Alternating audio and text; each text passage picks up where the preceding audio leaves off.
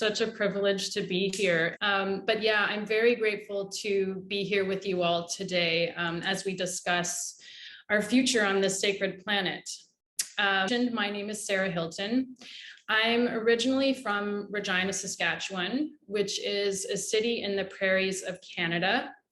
It has eternal skies and endless wheat fields, and our license plates literally say, "The land of the living skies." I'm tuning in now from Mumbai, India, where I live, one of the most densely populated cities in the world. Many people call this city Maximum City, and rightly so. You might be wondering how I went from a small city in Canada to living in India. Well, this story involves a lot of twists and turns, but in some, it was a risk. And that's what I'm here to talk to you about: risks and getting uncomfortable. Now, I'm not a scientist, I'm not a climate expert, and I'm certainly not going to sit here and tell you how I think we should live and how I think we should continue to live. But I do believe we each have a role we can play, however small, in making our world a more connected and balanced place. So I'm a visual documentarian. I am a National Geographic photographer and explorer, and I devote my life and time on topics ranging from plastic waste to water scarcity to extractive industries and their impacts on marginalized communities. I have to physically be there, literally in the middle of the dump site, in the middle of the storm, in the tar sands, to do my job. It's really uncomfortable and at times risky. Now, part of the way I approach my craft involves working with a vintage camera. I always love sharing this just because it's a little bit different. This is, I hope everyone can see this. This is an analog camera, and it uses this film.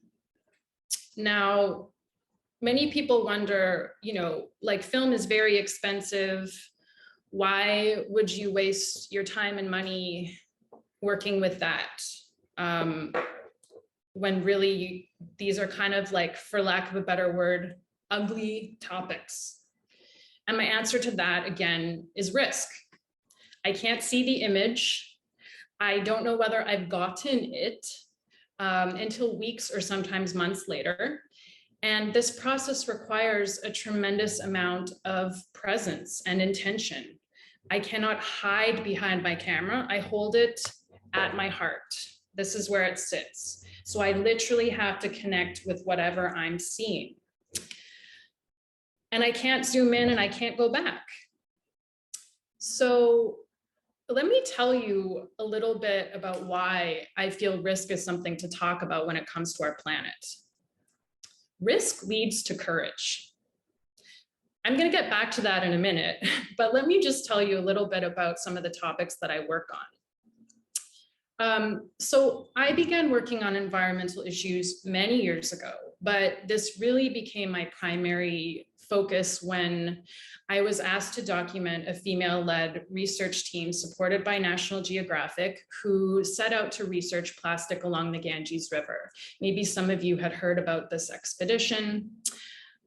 In any case, they really wanted to better understand how plastic flows through waterways and eventually ends up in our oceans. And the Ganges was used as a site because, as we all know, it's an iconic river. It's culturally and very environmentally significant. So the team traveled from the Bay of Bengal, the sea, up to the source of the Ganges, near the Gangotri Glacier.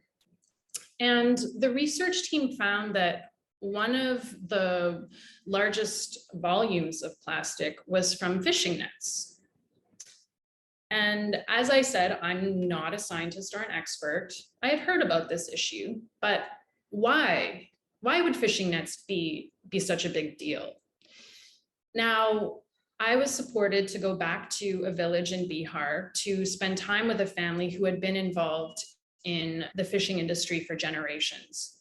And I met a man named Sitaram Sani, and he told me that over generations, he's been in this industry, but they used to use cotton fishing nets as opposed to plastic. Now, the main material that's being used now is nylon. And as most of us know, that is a form of plastic. So essentially, once the fishing net becomes unusable, it's discarded along the river and it's swept away by the water. This is incredibly harmful to the biodiversity of the river and the species that inhabit it. And it takes many, many, many years to decompose. Most individuals in the village I met were just trying to do their best to support their families. It's not that they didn't know about the issue, but when you have a choice between feeding your family or investing in a more environmentally friendly material that may or may not be readily available to you, what would you choose? So a hard lesson I learned along this project is that, and with many environmental issues, you cannot put this issue in a little box. You can't wrap it up nicely and find a one-size-fits-all solution. Things are far more complex and nuanced than simply, recycling or banning plastic. I also feel it's important to mention that this is not just an issue, obviously, in the Ganges. It's not just an issue in South Asia. It's not just an issue in so-called developing countries or developing economies. It's not an over there problem. What we learned during the pandemic is that when one thing happens in one part of the earth, it ricochets across our planet. So with that said, I also faced some uncomfortable truths about my own practice. Why was I spending so much time looking at environmental issues affecting marginalized communities outside of my own country? Okay, we have environmental issues elsewhere, but what's happening in Canada, one of the world's largest sources of fresh water? Well, I got curious. Canada has an abundance of water. We have one of the most plentiful freshwater resources on the planet, and yet we take it entirely for granted. We are one of the largest users of fresh water per capita, and only 7%, okay, I want that number to sink in. Only 7% of our global freshwater resources are renewable. What's worse is that across the country, dozens of First Nations communities don't even have access to fresh drinking water. They are under boil water advisories. That's a hard thing to learn. Now, when I was working on this issue, I met a youth activist originally from India named Manvi Bala, who lives in British Columbia. She explained to me that when she first started learning about environmental issues, she became really depressed and overwhelmed. And I think so many of us can relate to that.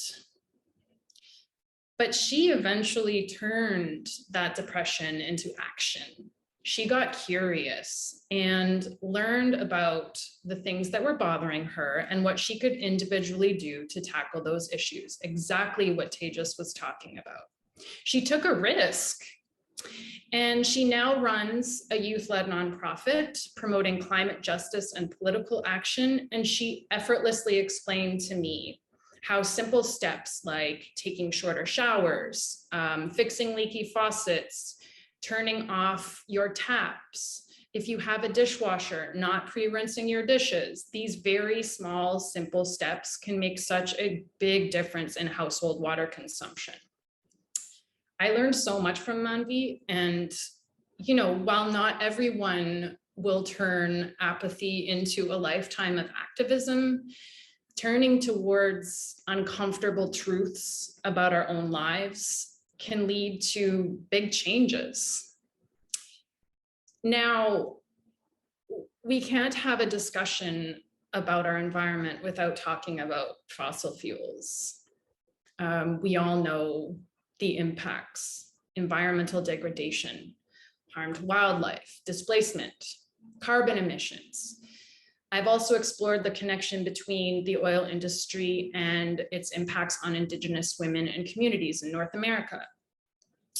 But another story came into my periphery during the first days of COVID. This was pre-vaccine. This was really before we knew anything, when we were sanitizing our fruits and vegetables. But this was the kind of story that I could not ignore. Now, I was enraged when I learned that while most Canadians were sitting at home in the early days of the pandemic, the Canadian government was allowing oil companies to continue working on controversial extractive projects, and their employees were deemed essential workers. Imagining that hundreds would be living and working in close proximity to vulnerable communities, many of those communities First Nations, and risking their health in order to carry out an extractive agenda, got me out of my COVID days. And I wanted to risk my own health. So I found myself in a place called Loche in northern Saskatchewan. And I was exploring the impacts of an outbreak on a remote First Nations community. The first case of COVID was traced back to an employee from a tar sands project. The outbreak was one of the most concerning in the country and was so bad that the entire northern half of the province was isolated. Now, this town is literally at the end of the highway. There are very few amenities. I spoke to many community members who felt really isolated and left out, and some who had just lost family members. But what was very clear to me throughout this time was that the government just had other priorities. They were spending hundreds of millions of dollars on the bailout of other oil companies to clean up orphaned and abandoned wells, while I was meeting people who were displaced because of COVID in La Loche and living in a homeless shelter. I met a 24-year-old mother and her 6-month-old baby in this very homeless shelter. Yet oil companies were being given millions of dollars to clean up their own mess. That just did not sit right with me. Now, while a lot of these environmental issues we talk about are, as I said, very depressing, a lot of these stories are doom and gloom. I want to say that there's still a lot of hope. And I'm always trying to seek out those stories and characters who are shaking things up. So this is what I did during this project. I wanted to meet people who were not just impacted by extractive industry, but were also standing up to big corporations. And this is where I met a woman named Anna Middleton. She was an 81-year-old widow and farmer who called herself the white-haired hillbilly. Her life was one big risk. She had successfully gone to court and kept oil companies off of her land by herself, 81 years old. She said, and I quote, I'm going to read this quote, "They wanted to extract on my native prairie, and that is absolutely out of the question. You can stick it where the sun don't shine," she said. Through all of her experience battling large companies, I asked her if she was religious. Sorry, Mumbai background noise. She told me, "My religion is the hills." That just hit me. So I want to say, and I'm going to end here soon, it's really easy to point fingers, and it's easy to villainize others as the source of the problem. And to me, pointing fingers is another form of apathy.